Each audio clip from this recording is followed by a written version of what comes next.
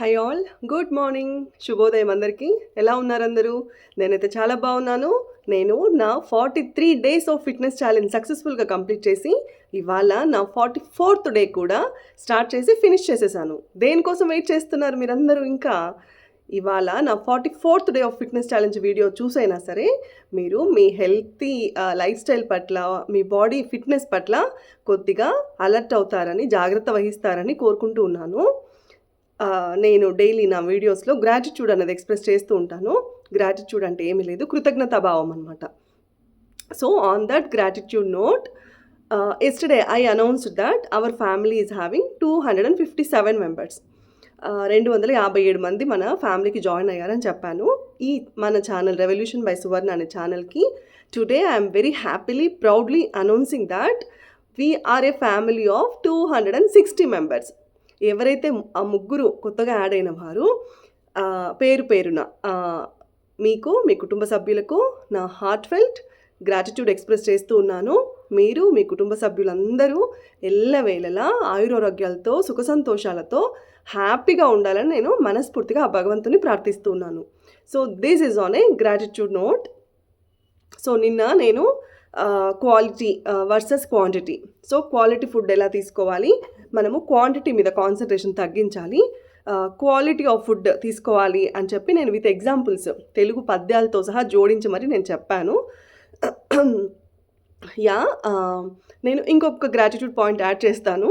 నాకు ఒక వీడియోకి ఒక కామెంట్ వచ్చిందనమాట.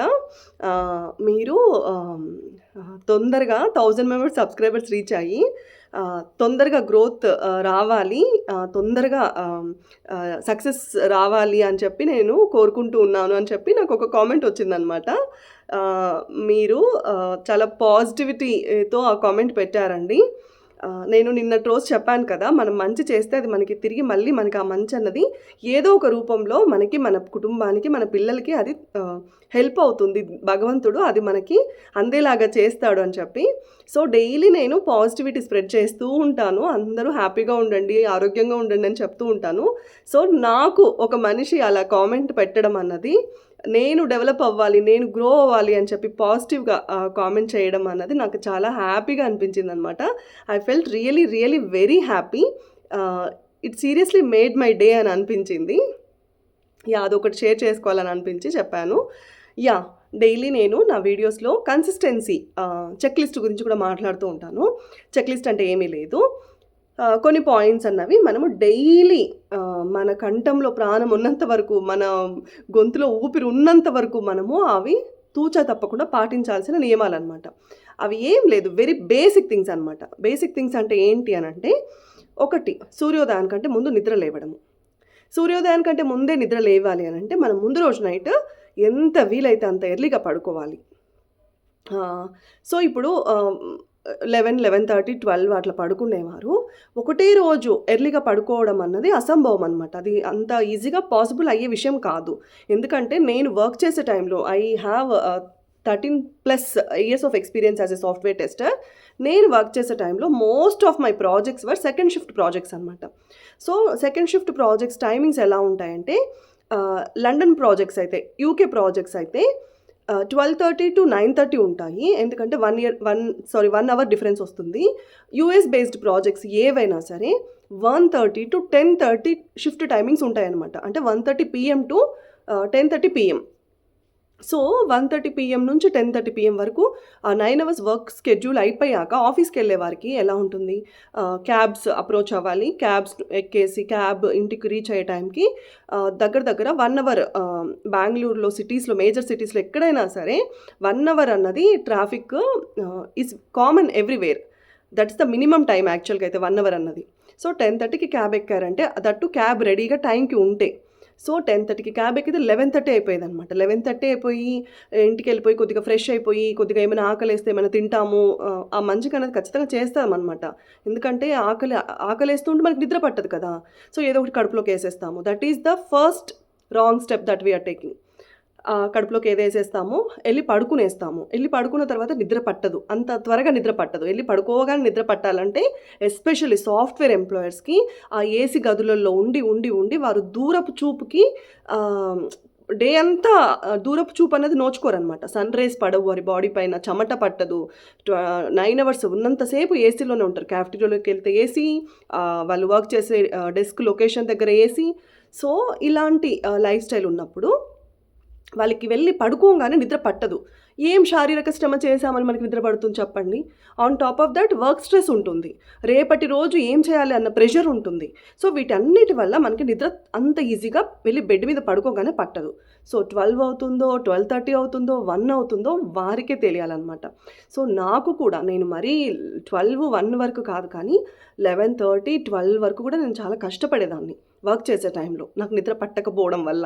సో, మనం నిద్ర పట్టకపోతే చాలా వరకు నేను కూడా ఇదే చేసేదాన్ని. ఏం చేస్తామనంటే, నిద్ర పట్టట్లేదు కదా అని చెప్పి ఫోన్ పట్టుకుంటాము. ఫోన్ చూస్తూ ఉంటే ఆ బ్లూ రేస్ ఎఫెక్ట్‌కి ఆ పట్టేటువంటి ఆ కొద్దో గొప్పో నిద్ర కూడా మటుమాయమైపోతుంది హుష్కాకి. అంతే ఇంక. సో, ఆ పట్టేటువంటి ఆ కొద్దో గొప్పో నిద్రని కూడా మనము పట్టకుండా చేసేసుకుంటామనమాట. ఈ బ్లూ లైట్ ఎమిషన్ వల్ల. అందుకే మనము నిద్ర పట్టట్లేదు అనంటే కొద్దిగా ఏమైనా బాడీని చేసేటువంటి ఆసనాస్ చేసుకోవడము, బెడ్ మీదే అలాగే ఉండిపోయి అలాంటి ఆసనాస్ వేసుకోవడము, మెడిటేషన్ చేయడము, లేదా బ్రీత్ కౌంట్ 100 నుంచి 1 వరకు బ్రీతింగ్ కౌంట్ చేయడము. సో, ఇలాంటి టెక్నిక్స్ అన్నీ మనకి త్వరగా నిద్ర పట్టడానికి హెల్ప్ చేస్తాయన్నమాట. అలా కాకుండా ఫోన్ పట్టేసుకున్నామంటే అంతే అస్సామే అనమాట. ఇంకెవరు హెల్ప్ చేయలేరు. యాహ్! సో, నేను ఈ హెల్త్ కాంప్లికేషన్స్ అన్నీ రావడం స్టార్ట్ అయ్యాక నేను రియలైజ్ అయ్యి, okay, this is not the way that we have to take in our life. So, మనకి పిల్లలున్నారు. మనం ఇలాంటి లైఫ్ స్టైల్ ఫాలో అవుతే చాలా ప్రాబ్లమ్స్ ఫేస్ చేయాల్సి వస్తుందని చెప్పి నేను చాలా చేంజెస్ చేసుకున్నాననమాట. ఎప్పుడు కాలక్రమేణా ఆహ్, ఎవరికైనా సరే ఒక దెబ్బ తగలకుండా ఎవ్వరికీ ఆ జ్ఞానోదయం అన్నది అవ్వదు. సో, నేనేం దానికేం అతీతం కాదు. I'm not exception to that category. So, నాకు కూడా కొద్దిగా హెల్త్ కాంప్లికేషన్స్ స్టార్ట్ అయినప్పుడు మాత్రమే నేను మేల్కొన్నాననమాట. సో, ఇలా 10:30కి వస్తున్నాము, 11:30 అయిపోతుంది, మళ్ళీ ఫోన్ పట్టేసుకుంటున్నామనంటే ఇది ఇలా వర్కౌట్ అవ్వదు అని చెప్పి స్లోగా ఆ స్లీప్ ప్యాటర్న్ మీద వర్క్ చేసుకొని it took lot of years for me to maintain a sustainable daily follow అవ్వగలిగినటువంటి స్లీప్ రొటీన్ అన్నది నేను ఇప్పుడు అలవాటు చేసుకోగలిగాననమాట. బట్ సమ్ టైమ్స్ ఇలా హెల్త్ ఇష్యూస్ ఉన్నప్పుడు, కోల్డ్, కాఫీ ఇలాంటివి ఉన్నప్పుడు కొద్దిగా సిరప్స్, మెడిసిన్ ఏదైనా యూస్ చేసినప్పుడు ఆ మెడిసిన్ ఎఫెక్ట్ వల్ల కొద్దిగా డ్రౌజీగా అనిపిస్తుంది. సో, ఒక half an hour to 40 minutes extra పడుకునేస్తాను. మరీ ఇంకా బాడీ చెప్తున్నా కూడా వినకుండా లేచేయడం వల్ల మన బ్రెయిన్‌కి ఆ కంప్లీట్ రెస్ట్ అనేది దొరకదనమాట. Especially when we are sick. Yeah, this is all about consistency checklist that we have to get up early from our bed. ఎర్లీగా లేవాలంటే ముందు రోజు నైట్ ఎర్లీగా పడుకోవాలి. లేవగానే ఒక గ్లాసు గోరువెచ్చని నీరు తాగండి. Take it in either detox form or normal plain lukewarm water. Normal గోరువెచ్చని నీళ్ళైనా తాగండి, లేదా డీటాక్స్ డ్రింక్ లాగానే తీసుకోండి. నెక్స్ట్ ఒక్క 5-10 నిమిషాలు మలాసనలో కూర్చోండి. మలాసనలో కూర్చోవడం వల్ల మనకి బోవెల్ మూమెంట్స్కి అది చాలా హెల్ప్ చేస్తుందన్నమాట. సో, తర్వాత నేచర్ కాల్స్ తీసుకోండి. తర్వాత యోగా మ్యాట్ తీసేసుకొని ఒక వాటర్ బాటిల్ పట్టేసుకొని జాయిన్ అయిపోండి నాతో పాటు yoga, exercises, warm-ups, little bit of stretches చేయడానికి. ఇంకా చాలామందికి నేను 44th డే కదా ఇవాళ, ఇంకా నా సబ్స్క్రైబర్స్ అవ్వని, ఇంకా కొత్త వాళ్ళు ఎవరైనా వీడియోస్ చూస్తున్న వాళ్ళు అవ్వని కూడా ఎవ్వరూ చేస్తున్నట్లు నాకు అనిపించట్లేదు. ఎందుకు చెయ్యాలి అన్న డైలమాలోనే, ఇంకా క్వశ్చన్లోనే ఉన్నారు. ఎందుకు చెయ్యాలి అన్న దానికి నేను ఈరోజు ఇంకొక ఎగ్జాంపుల్ చెప్తాను. ఈ టాపిక్ ఏదైతే నేను మాట్లాడబోతున్నానో ఈ topic not only for women. అంటే ఋతుక్రమము ఉండేటువంటి ప్రతి ఒక్క మహిళ వారి జీవితంలో తప్పకుండా జరిగేటువంటి సహజమైన ప్రకృతి సిద్ధమైన అంశం అన్నమాట ఇది. ఉమెనే కాదు, జెంట్స్ కూడా. మీ ఇంట్లో లేడీస్, మీ వైఫ్స్ హెల్త్ పట్ల మీరు జాగ్రత్తగా ఉండాలి అని అనుకునే ప్రతి ఒక్క హస్బెండ్ ఈ వీడియో చూసి మీ వైఫ్స్కి తగినటువంటి ఆ ప్రొటెక్షన్, ఆ కేర్, ఆ అఫెక్షన్ అన్నది ప్రొవైడ్ చేస్తారని నేను కోరుకుంటూ ఉన్నాను. I request all the men out there also to watch this video to help out your ladies at home. Yeah, women compulsory చూడండి, ఎందుకంటే ఇది మన సమస్య, మన ప్రాబ్లం అనమాట. అంటే ఇది ప్రతి ఒక్కరికి ప్రాబ్లమే అని చెప్పలేను, కొంతమందికి ఇది ప్రాబ్లం అవుతూ ఉందన్నమాట. సో, ఎవరైతే డైలీ మనకి అంటే మంత్లీ మెన్స్ట్రువల్ సైకిల్స్ ఉంటాయి కదా, ఆ మెన్స్ట్రువల్ సైకిల్స్ అన్నవి మనకి ఇప్పుడు ఇయర్‌కి 12 మంత్స్ ఉంటే 12 మంత్స్ వస్తది. 12 మంత్స్ ఎవ్రీ మంత్ తూచా తప్పకుండా వస్తది. When our ovaries are in good condition, good functional condition కదా! మనకి ఓవ్యులేషన్ అనేది కరెక్ట్‌గా జరుగుతూ, మనకి ఓవరీస్ అన్నది రైట్ టైమ్‌లో రైట్ ఫంక్షనాలిటీ ఉన్నప్పుడు మనకి every month we will bleed. We have to bleed. So, ఆ బ్లీడింగ్ అన్నది కంపల్సరీ ఎవ్రీ మంత్ అన్నది ఉంటుందనమాట. యాహ్!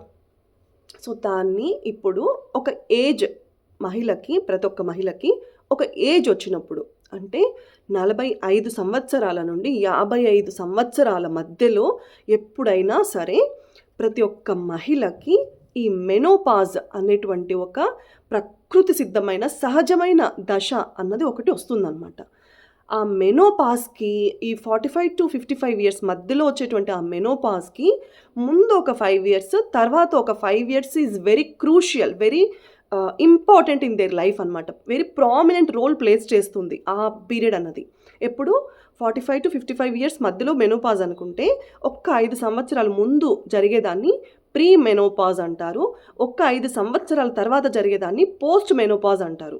సో, ఈ ప్రీ మెనోపాజ్ కండిషన్, ఈ సిట్యుయేషన్ అన్నది ఇవాళ రేపు మహిళలు బేర్ చేయలేకపోతున్నారు. చాలా కష్టతరంగా ఫీల్ అవుతున్నారు. చాలా కాంప్లికేషన్స్ వస్తూ ఉన్నాయన్నమాట. సో, అసలు ఈ ప్రీ మెనోపాజ్ అంటే ఏంటి? అసలు ఇది ఎలా ఉంటది? ఏంటి? సింప్టమ్స్ ఎలా ఉంటాయి మనకి?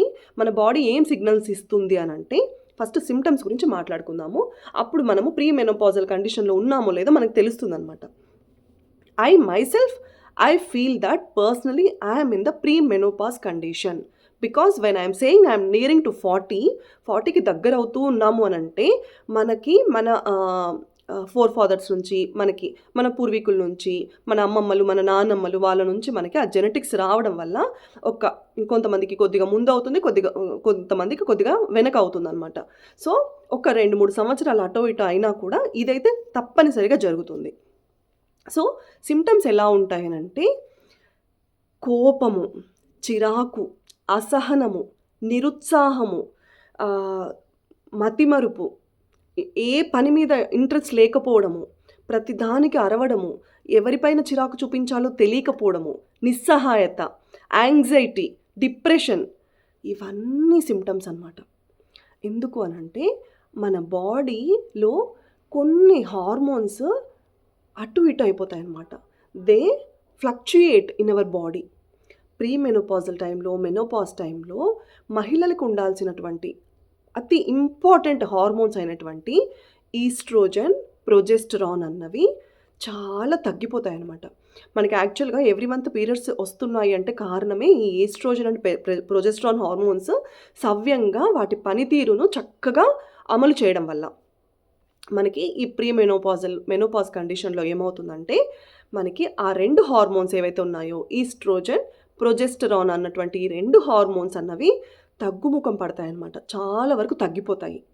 సో, ఈ 2 హార్మోన్స్ అసమతుల్యత వల్ల, ఈ 2 హార్మోన్స్ మాల్ ఫంక్షన్ వల్ల మన బాడీ చాలా చేంజెస్కి గురవుతుందన్నమాట.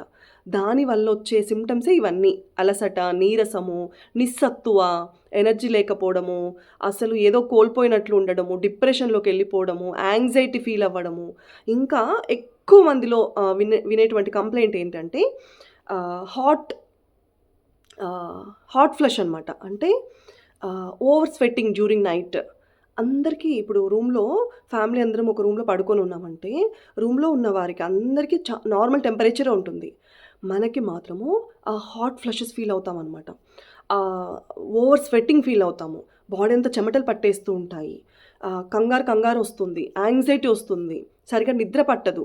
ఆ సరిగా నిద్ర పట్టకపోవడం వల్ల నెక్స్ట్ డే మార్నింగ్ మన బ్రెయిన్ ఫంక్షనాలిటీ అన్నది కొద్దిగా డల్ అయిపోతుంది. దానివల్ల బాడీ కూడా వీక్ అయిపోతుంది. సో, మెయిన్ సిమ్టమ్ వచ్చేసి ఇదనమాట. నైట్ టైమ్స్ అందరికీ నార్మల్గా చిల్గా, కూల్గా అనిపిస్తుంది. ఈ ప్రీ మెనోపాజల్ కండిషన్లో ఉన్న వారికి మాత్రము ఈ హాట్ ఫీలింగ్ అన్నది ఎక్కువ ఉంటుందన్నమాట. వారికి బాడీ అంతా చెమటలు పట్టేయడము, నిద్ర సరిగా పట్టకపోవడము, these are all the main గుర్తించినటువంటి సిమ్టమ్స్ అన్నమాట ఇవన్నీ. గుర్తించకుండా ఉండే సిమ్టమ్స్ ఇంకా వారు వారికి తెలియకోకుండానే ఐసోలేట్ అయిపోతారు. వారికి శారీరకంగా మార్పులు జరుగుతాయి. మానసికంగా మార్పులు జరుగుతాయి. తర్వాత ఆహ్, భావోద్వేగ రూపంగా మార్పులు జరుగుతాయి. సామాజిక పరంగా కూడా వారికి మార్పులు జరుగుతాయి. శారీరకంగా జరిగే మార్పులు ఈ సిమ్టమ్స్ అన్నీ అలసట, నిస్సత్తువ, ఎనర్జీ లేకపోవడము, lack of sleep, hot flushes ఇవన్నీ అనమాట. మానసికంగా యాంగ్జైటీ, డిప్రెషన్, కోపము, యాంగర్, చిరాకు, అసహనము, ఊరుకూరికే అరవడము, ఊరుకూరికే కోప్పడ్డము ఇవన్నీ అనమాట. నెక్స్ట్ భావోద్వేగంగా ఎమోషనల్‌గా వీక్ అయిపోతారు. ఎవరైనా ఒక చిన్న మాట అంటే ఏడ్చేస్తూ ఉంటారు. చాలా డల్ అయిపోతారు. ఎమోషనల్‌గా అసలు స్ట్రాంగ్‌గా ఉండరనమాట. చాలా వీక్ ఉంటారు. అసలు వాళ్ళ జోలికి ఎవరైనా వెళ్ళాలంటే కూడా భయపడేటటువంటి కండిషన్‌లోకి వెళ్ళిపోతారనమాట. నెక్స్ట్ సామాజికంగా వీరు ఈ ప్రీ మెనోపాజల్ కండిషన్‌లో, మెనోపాజల్ కండిషన్‌లో ఉండేవారు. వారు సొసైటల్ లైక్ సోషల్ మీటింగ్స్‌కి డుమ్మా కొట్టేస్తారనమాట. స్కిప్ అవుతారు. జనజీవన స్రవంతిలో కలవడానికి ఇష్టపడరు.